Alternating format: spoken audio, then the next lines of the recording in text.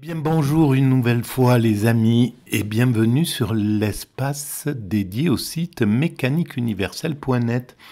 Le site qui essaie de démontrer que l'humanité a un sens, une orientation, une finalité, une destinée. Peut-être pas une finalité d'ailleurs parce que peut-être qu'une fois atteint ce que je pense être la destinée première de l'humanité, c'est-à-dire la paix universelle, la fraternité absolue, la fin des frontières, un, un paradis. Voilà, la création du paradis et la vie sur cette planète qui est un paradis potentiel.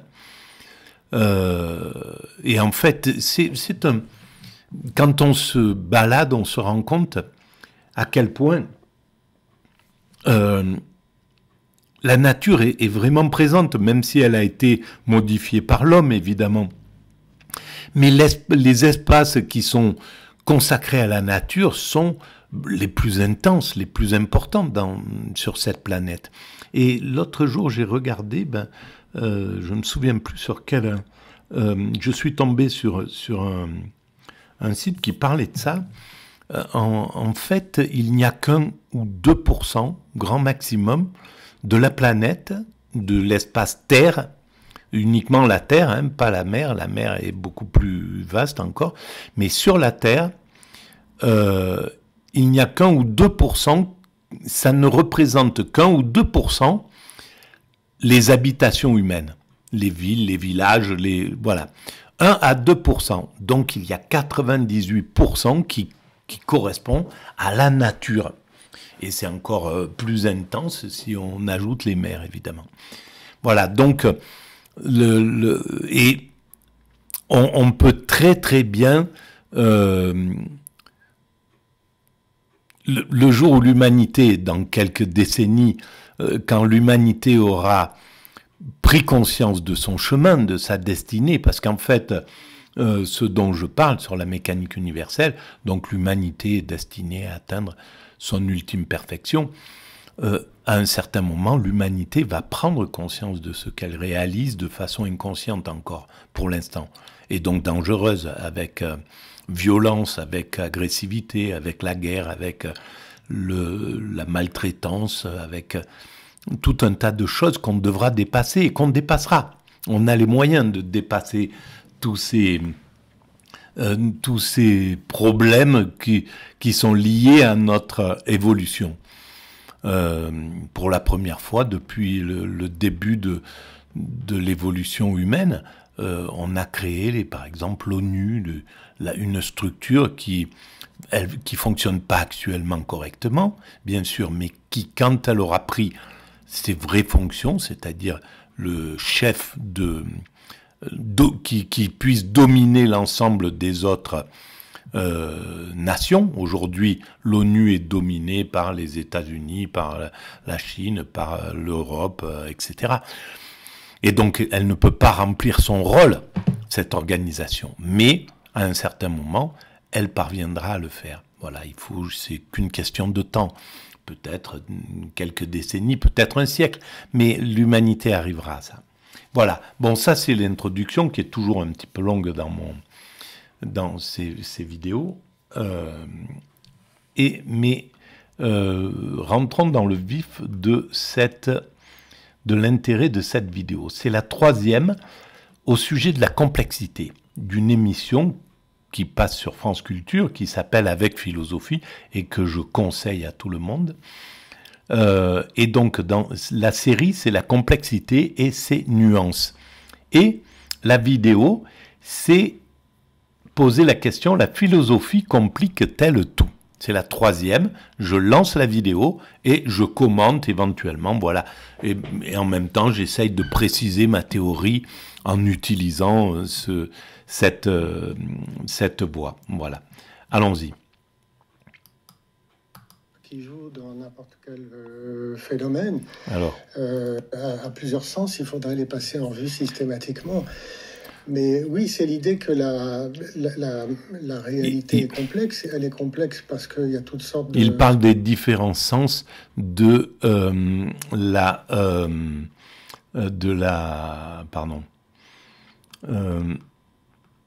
de la dialectique. Voilà. Facteurs qui jouent dans n'importe quel phénomène.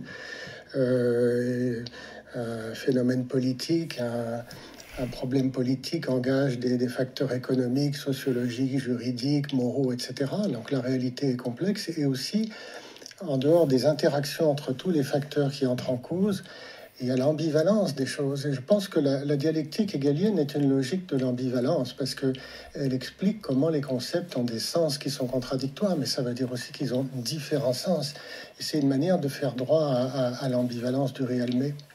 Bien sûr, et c'est là où peut-être Hegel, c'est un de ceux qui a le plus éclairé l'importance de la complexité, de ne pas prendre les choses de façon binaire, toute simple, ça c'est bien, ça c'est mal, etc. Il y a tout un tas de... Voilà, les choses entrent... sont aussi importantes que les extrêmes, en somme. Voilà.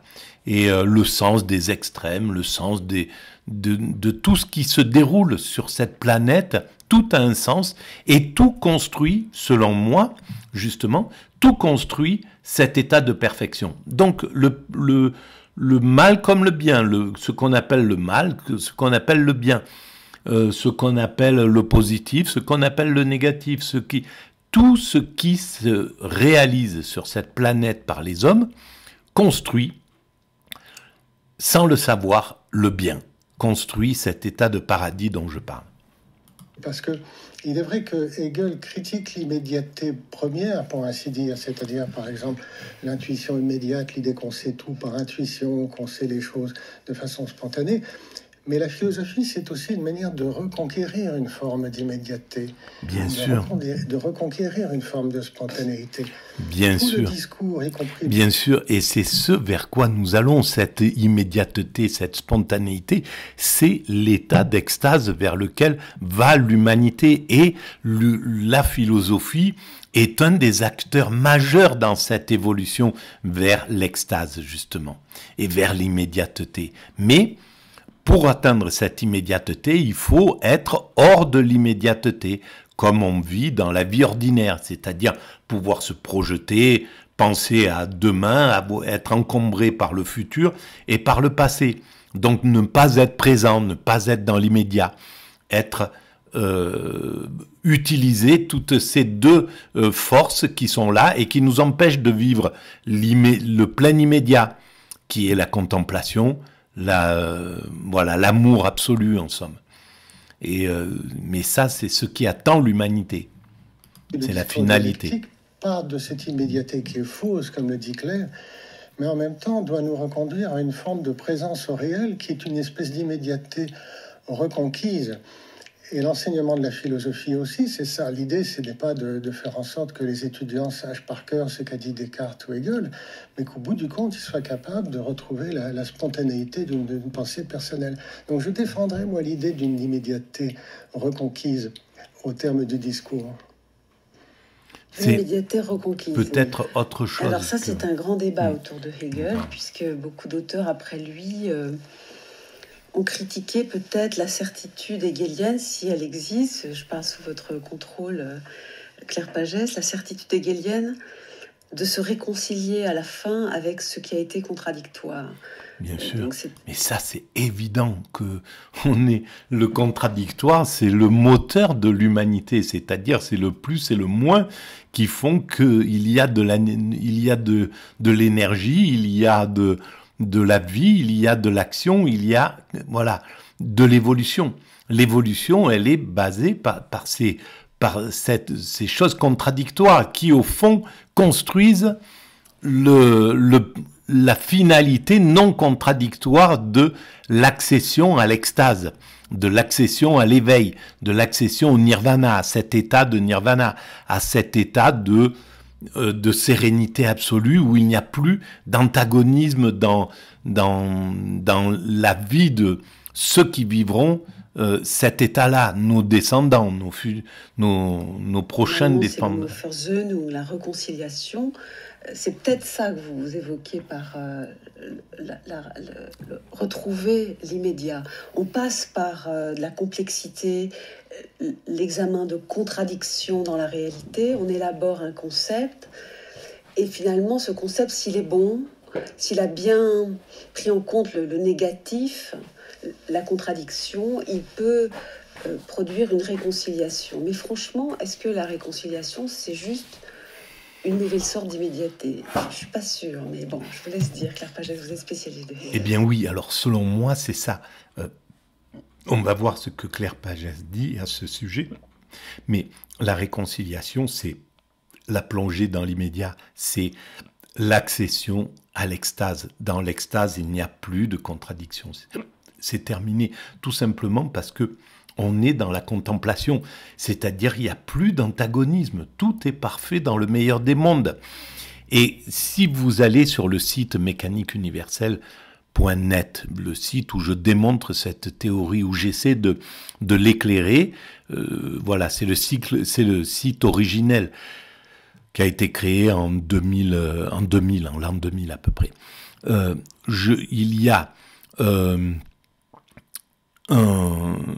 Il y a des passages que j'ai pris sur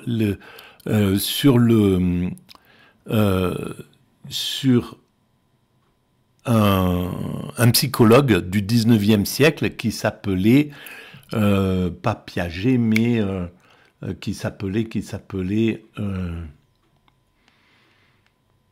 ah mince, alors bon, bref, j'essaierai de le mettre sous les vidéos.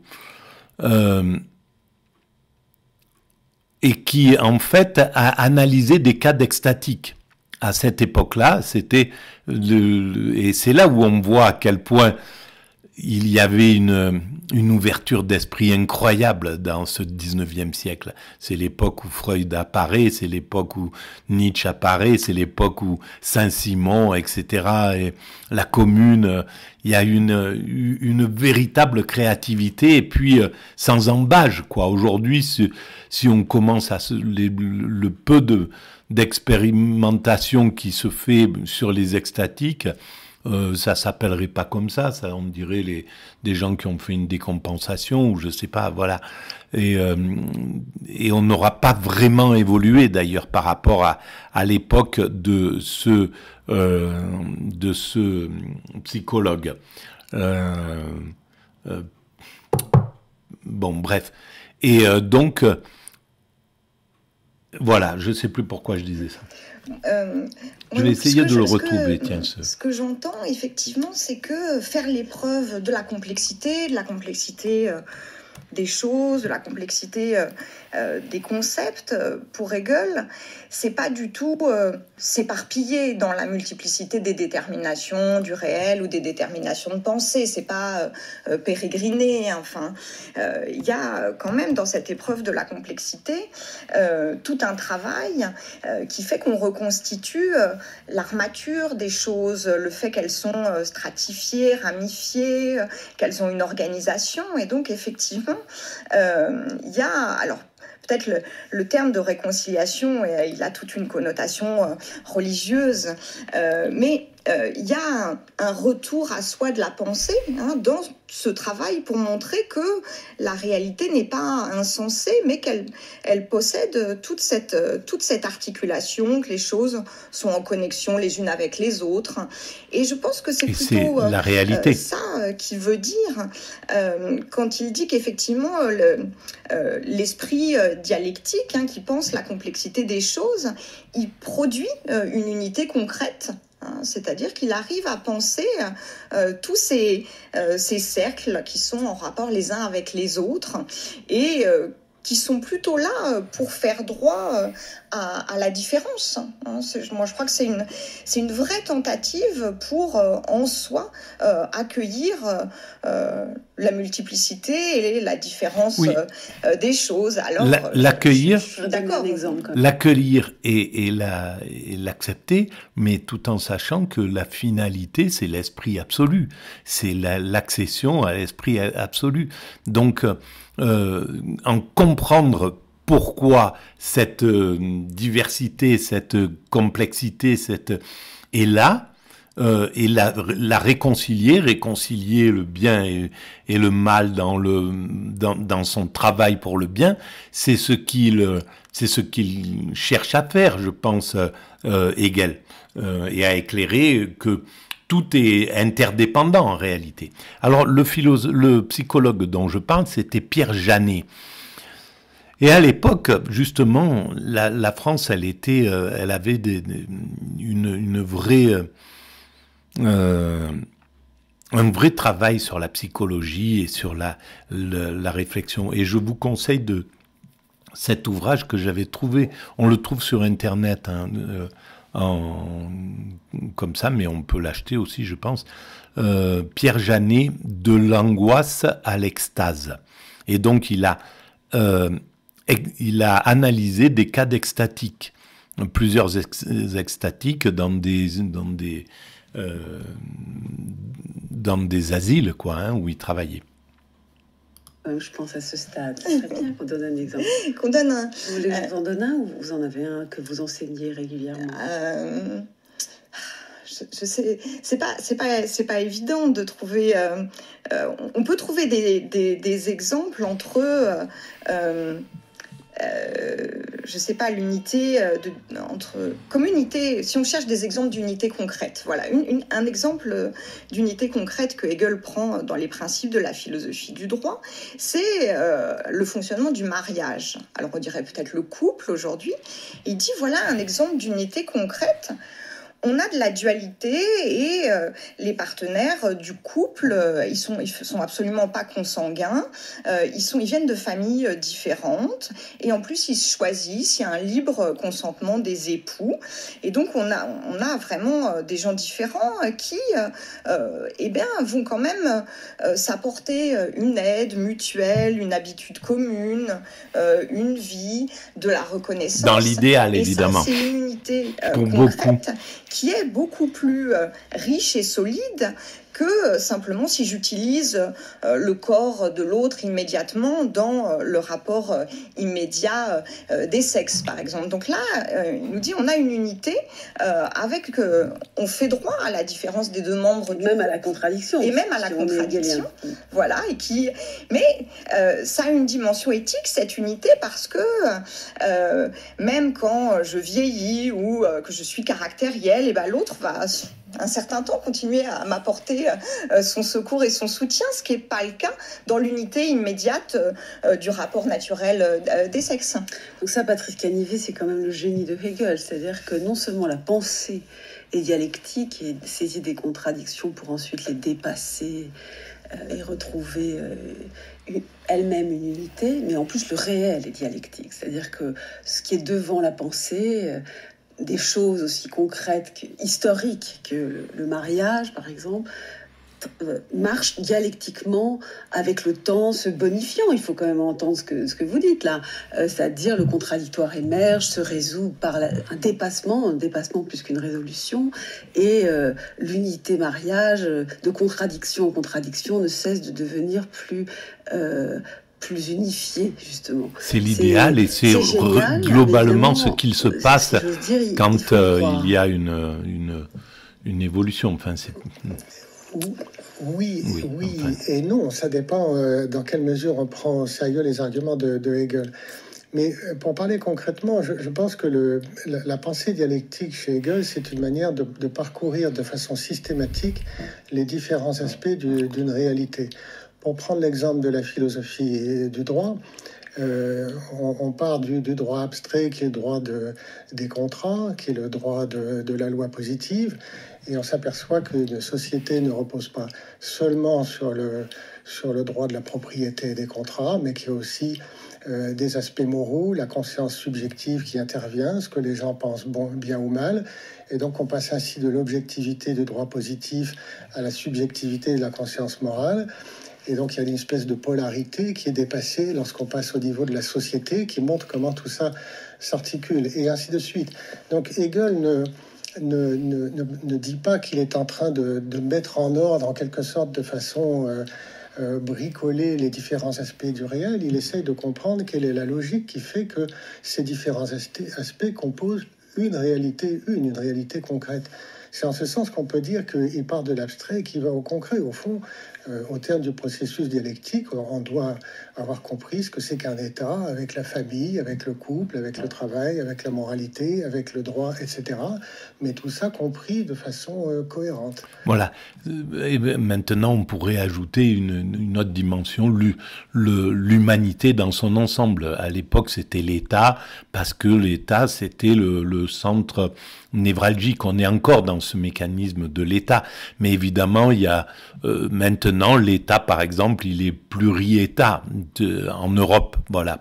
Il y a un autre niveau de gouvernance et on va vers une gouvernance universelle. Donc, cette même compréhension qui, pour Hegel, ne pouvait pas encore arriver, tout simplement parce que l'ONU n'avait pas été imaginée, la Société des Nations, ou je sais pas, l'UNESCO, l'OMS, l'OMC, la possibilité de fonctionner de façon universelle n'était pas à l'ordre du jour à l'époque, même s'il y avait, je pense, des espérances à ce niveau-là, au niveau de fonctionner de cette façon-là. Mais aujourd'hui, c'est le regard qu'on peut porter le plus vers le lointain, vers l'horizon, c'est un fonctionnement universel, à mon sens. La dialectique est une logique de la cohérence des différents aspects du réel. Avec le risque, on reviendra dessus, de peut-être parfois brutaliser le réel pour le juger plus ordonné qu'il n'est. C'est un des problèmes que le philosophe du XXe siècle, Adorno, a souligné. Il faut faire attention que le concept vraiment ne passe pas en force, quoi, pour essayer de créer de l'unité, de l'ordre, de la simplicité, là où il y a encore plein de négatifs qui n'est pas prêt à se soumettre. Alors, on va y revenir, mais pour voir comment la philosophie fait avec le contradictoire, le désordre, sans peut-être autant de prétention à l'ordonnancement des choses que chez Hegel. Allons au siècle précédent Hegel, allons voir Rousseau. Rousseau nous rappelle dans ses différents textes autobiographiques, là nous allons entendre un des extraits des fragments autobiographiques, l'ébauche des confessions. Rousseau qui est à l'ébauche des confessions. Rousseau qui était au XVIIIe siècle, donc juste un peu avant la Révolution, et qui avait déjà, on va sans doute le voir, une vision comme ça universelle, à mon sens. Je connais pas assez son travail. On a affaire à un Rousseau qui saisit dans l'immédiateté ses propres contradictions psychiques intérieures. Et c'est intéressant parce que l'immédiateté, c'est souvent cela, c'est loin d'être simple. Écoutons-le. Mais ça dépend vraiment de ce qu'on entend par immédiateté. Si l'immédiateté, c'est l'extase, il n'y a plus de contradiction, aucune. C'est un état, pour avoir vécu cet état-là, c'est un état sans contradiction. Il n'y a plus de contradiction. Il n'y a plus la place de la contradiction. Tout ce qui va se vivre, se faire, c'est l'idéal de ce qui doit se faire, et ça se fait de façon spontanée, naturelle, sans avoir le choix en disant je vais là, je fais ça. Tout se fait naturellement.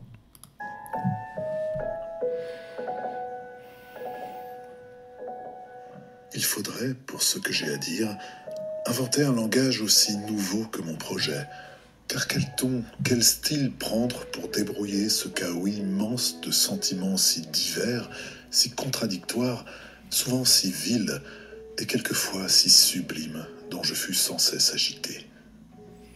Que de rien, que de misère ne faut-il point que j'expose, dans quel détail révoltant, indécent, puéril et souvent ridicule, ne dois-je pas entrer pour suivre le fil de mes dispositions secrètes ? C'est terrible hein, quand même, parce que on voit l'interrogation et la puissance psychologique de Jean-Jacques Rousseau. C'est énorme. L'humanité se trompe pas en mettant en tête de liste des gens comme Jean-Jacques Rousseau, comme Hegel, comme Spinoza, comme voilà, ils ont ce sont des génies, ils sont touchés par la grâce du génie. Et il a vécu, il me semble, une expérience extatique. C'est ça. Quel est son point de vue sur l'immédiat, justement, après cette expérience-là? Là, ce qu'il dit, est-ce que c'était avant ou après cette expérience? Pour montrer comment chaque impression qui a fait trace en mon âme y entra pour la première fois. Tandis que je rougis seulement à penser aux choses qu'il faut que je dise, je sais que des hommes durs traiteront encore d'impudence l'humiliation des plus pénibles aveux. Mais il faut faire ces aveux ou me déguiser. Car si je tais quelque chose, on ne me connaîtra sur rien, tant tout se tient, tant tout est un dans mon caractère, et tant ce bizarre et singulier assemblage a besoin de toutes les circonstances de ma vie pour être bien dévoilé. Sans doute, c'est sans doute... voilà, par exemple dans l'atypisme, dans le TSA, le trouble du spectre autistique, on ne peut pas jouer des jeux. Il faut que les choses se révèlent. On ne comprend que ce qui est clair. On ne comprend pas le double langage. On ne comprend pas les sous-entendus, les choses comme ça. Et donc, lui-même, pour comprendre, il ne peut pas jouer avec lui-même. Il est obligé de se regarder réellement, et ça donne une œuvre extraordinaire quand même, faut le dire. D'une intelligence inouïe. C'est les philosophes qui ont touché, qui ont pris avec philosophie. Qui ont pris le bon côté de la pelote, et ils tirent et ça se déroule. Il n'y a pas de nœud. D'entendre a été écrit vers 1763-64, soit un peu plus de 40 ans avant la phénoménologie de l'esprit de Hegel. C'est un texte qui nous intéresse hautement dans cette série sur la complexité, et aussi dans un dialogue avec Hegel qui n'a pas pu avoir lieu historiquement. Mais oui. Mais c'est notre travail aussi, en les lisant, de les rapprocher. Bien sûr. Ce que semble dire ici Patrice Canivet, Rousseau, c'est qu'il y a une fausse idée de l'immédiateté. Elle n'est pas simple. Le simple n'existe pas, ou, si j'ose dire, n'existe plus. S'il a existé pour Rousseau, c'est dans une époque en quelque sorte antérieure à la société elle-même. C'est une question que je vous pose. Il a raison, oui, Rousseau. Bien sûr que à notre origine, à l'origine animale, la simplicité était là. Les choses, on peut le regarder vraiment de façon positive, mais comprendre pourquoi nous avons quitté le royaume des animaux, le royaume de la nature, on est encore des animaux, mais le royaume des primates naturels pour devenir des primates culturels, ça explique toute la logique de l'évolution vers cet état de perfection. Il y a chez Rousseau cette idée d'une simplicité qui correspond à la vérité de l'humain. Donc quand il pense à un état de nature antérieur à l'existence des sociétés humaines, il essaie de nous reconduire à un comportement humain qui est spontanément innocent, hein. C'est l'idée de l'homme qui est bon naturellement. L'homme, le sauvage, en gros, l'homme... oui, effectivement, c'est très... avant l'industrialisation, avant les sociétés guerrières, avant les... Alors, est-ce que ça existait des sociétés idéalisées comme ou simplement ça serait que de l'amour? Est-ce que ça a existé dans certaines îles où il y avait la profusion des choses, donc pas besoin de se battre, pas besoin d'aller conquérir des... Est-ce que c'est possible? Ça, faudrait savoir. Bon, au sens d'innocent, il n'a pas l'idée de faire le mal, il n'a pas besoin d'être violent, etc. Donc oui, il y a une espèce de nostalgie de la simplicité, mais chez Rousseau, la simplicité initiale, elle est toujours déjà perdue. Et donc, on peut pas revenir en arrière. C'est une fiction, la simplicité. Alors, à l'époque de Rousseau, c'était pas possible de penser qu'on pourra revenir en arrière. Mais évidemment, la mécanique universelle dit oui, nous reviendrons en arrière. Mais quand nous aurons achevé le cycle et tout compris de ce pourquoi nous sommes là et pourquoi nous devons vivre dans un paradis. Mais il faudra faire tout le cycle. Et là, oui, effectivement, il n'y aura plus besoin de faire des buildings de 100 mètres de haut, d'avoir des voitures, d'avoir du pouvoir, d'être... tout ça, on n'en aura plus besoin. On fera des villes, des petits villages, des petites structures complètement autonomes où les gens pourront aller, où tout sera gratuit. On arrivera, on trouvera le gîte, le couvert, et il y en aura partout sur la planète. Voilà. Comment j'imagine la finalité de ce vers quoi nous allons? Oui, en un sens, c'est une fiction, au sens où on n'a pas de témoignage de ce qu'a été l'être humain avant l'existence des sociétés, pour une raison claire, c'est que il faut des sociétés pour qu'il y ait un langage, et sans langage, il n'y a pas de témoignage et transmission des témoignages. Donc quand vous remontez en deçà de l'existence des sociétés, vous vous situez à une époque où il n'y a pas encore de langage, et par conséquent, vous ne pouvez procéder que par conjecture. Voilà, mais par contre, on peut le comprendre en regardant nos cousins primates qui ressemblent à ce que nous étions sans doute à l'origine. Il faudrait quand même pouvoir l'analyser. On voit alors que l'organisation, tout était déjà présent de façon certaines choses embryonnaires, même la technologie, la technique, l'utilisation de l'outil, bref, des choses comme ça. Mais également la réconciliation, l'amour, l'affection, l'amitié, tout ce qu'on va développer. Les interdits, certaines choses vont être sont déjà présentes sous une forme archaïque. Donc on peut, mais à l'époque, c'était pas possible de le comprendre. Darwin n'avait pas encore été présent à l'époque de Rousseau, et donc c'était pas possible. Mais chez Rousseau, il y a deux choses qui sont intéressantes, c'est que d'une certaine façon, il va faire droit à la complexité des choses et du réel, mais en même temps, il partage aussi une certaine forme d'anti-intellectualisme. Il partage aussi l'idée d'une espèce d'hostilité à l'égard des abstractions qui ruinent les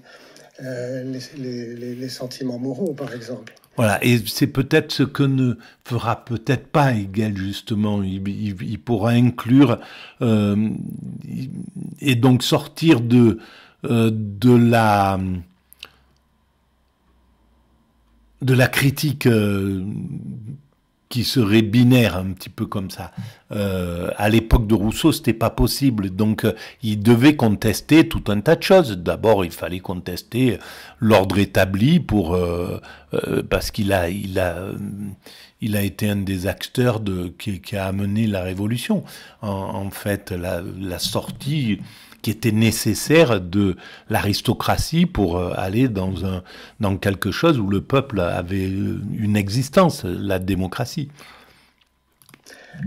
Dans le texte qui a été lu, ce qui est important, comme vous l'avez relevé, c'est que ce qui est immédiat, ici il s'agit d'un texte qui est un texte d'ébauche des confessions, et ce qui est donné immédiatement est tout sauf simple pour le coup, parce que c'est une confusion et un chaos de sentiments. Et ce qui est particulièrement parlant dans ce texte, c'est que pour ordonner ce chaos de sentiments, Rousseau parle de trouver le style approprié, le ton approprié. Et donc là, on voit ici que la contradiction, les tensions qu'il expérimente, dont il fait l'expérience pour le coup immédiate, en lui, les tensions entre les sentiments si divers, ne peuvent être ordonnées que par un style. Et c'est ça qui m'intéresse ici, quand on met en regard Rousseau et Hegel, c'est que chez Hegel, la dialectique, on l'a dit, est une logique des doubles sens. Pour prendre un exemple, l'idée de réalité qui est si commune, la réalité, c'est à la fois ce qu'une chose est en elle-même. Par exemple, qu'est-ce que c'est que cette construction? C'est une maison, parce qu'en elle-même, elle correspond au concept de maison, elle a tous les aspects d'une maison. Mais de notre côté, la réalité, c'est la réalisation de quelque chose. Donc c'est à la fois ce qui est intérieur au phénomène, qu'est-ce que c'est en soi, réellement c'est une maison, et puis en même temps, la réalité, c'est l'extériorisation. Donc comment on met ensemble ces deux aspects? Chez Rousseau, c'est autrement que l'on procède. Les différents aspects, même les ambivalences du réel, sont traités par un style d'écriture. Et c'est ça qui me fascine, c'est comment la philosophie passe par le fait de trouver le style, ce qui montre que le style n'est pas simplement une question de rhétorique. Le style a une fonction, pour ainsi dire, épistémologique. C'est ça qui me paraît important, surtout par rapport à une époque où on pense que la scientificité passe par la formalisation, par le calcul. Faire droit au style de l'écriture, c'est une manière de montrer que écrire et écrire en philosophie, c'est aussi procéder de manière rationnelle, c'est aussi d'une certaine manière acquérir un certain savoir. Donc, mais la rationalité a plusieurs styles possibles. Oui. Ouais. Et c'est là où, oui, effectivement, et le rationnel, par exemple, le style aujourd'hui des auteurs, des écrivains, ça devient de plus en plus simple. On simplifie, on va... Et même la philosophie, je pense qu'elle ne pourra pas faire abstraction de cette évolution vers la simplicité. Et moi, je le fais par inadvertance, parce que je peux pas écrire autrement que de façon simple et naïve, mais je pense que ça sera un style que les étudiants en philosophie vont prendre. Il suffira qu'il y ait quelques innovateurs, comme à l'époque comme à chaque époque d'ailleurs, mais quand c'était les existentialistes, voilà, ils ont voulu faire passer à travers le roman ou à travers un langage simple. Et on ira, je pense, de plus en plus vers la simplicité. Même si c'est pour l'instant, il y a vraiment on continue à parler de façon complexe de la philosophie. On l'entend là, ce sont des professeurs et des écrivains de philosophie, et donc on voit à quel point le vocabulaire est là, et il a une place justement prégnante. Mais je pense que on va vers... La philosophie évoluera vers l'hyper-simplicité, je pense. Oui, absolument. C'est mon point de vue. Rousseau, il y en a d'autres. Et celui de Hegel est très sensiblement différent. On est, par exemple, bien sûr. Deux auteurs qui c'est clair que dans la rationalité. Enfin, en tout cas, le style de Rousseau et celui de Hegel dans l'écriture, c'est... Chez Rousseau, chez Hegel, c'est assez certain. Il n'y a pas deux auteurs en philosophie qui écrivent de la même manière. Est-ce que ça veut dire que la complexité du réel, réflexive, dans laquelle on met de la rationalité, en réalité ne se donne pas de la même manière pour chacun et ne s'exprime pas de la même manière pour chacun? Oui, je suis entièrement convaincu de ça. Vous avez tout à fait raison.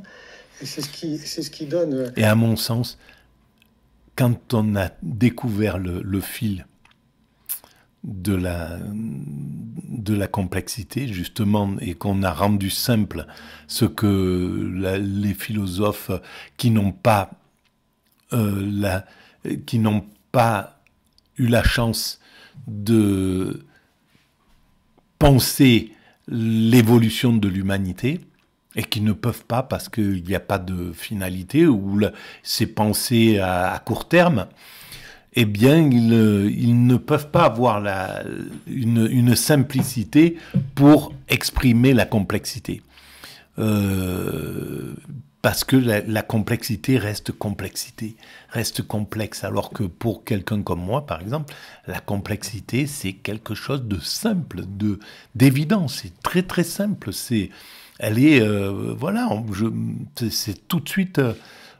tout rentre dans la logique de l'évolution vers la perfection. Donc, n'importe quoi qu'on puisse dire, ben voilà, l'autre fois, je discutais avec les gens du yoga, des femmes qui me disaient, mais on a plein de choses dans nos armoires, des habits, des trucs comme ça, c'est la profusion, etc.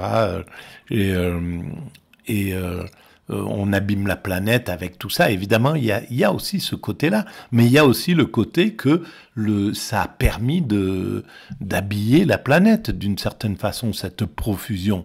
Elle est là et très certainement qu'il y a, à l'époque de l'abbé Pierre ou au 19e siècle, les pauvres étaient en guenilles et ils n'avaient pas de quoi se vêtir. Donc voilà, donc une image de la complexité qui est simplifiée en somme. Un sens à la diversité des philosophies, même quand elles sont irréductibles les unes aux autres. C'est leur diversité, même leur irréductibilité, qui nous permet de saisir un réel qui, lui, n'est pas simple, n'est pas univoque. Mais si, il est simple, justement, quand on a trouvé le fil. Le style de Hegel est, lui, particulièrement complexe et déroutant. C'est pas comme Rousseau, où on est pris par le style. Chez Hegel, c'est le contraire, on est presque rebuté. Oui, bien sûr. Et là se pose un autre problème par rapport à la complexité, c'est celui de la communication de la pensée. Parce que pour communiquer une pensée aussi complexe, il faut d'une certaine manière trouver le moyen de l'expliquer simplement.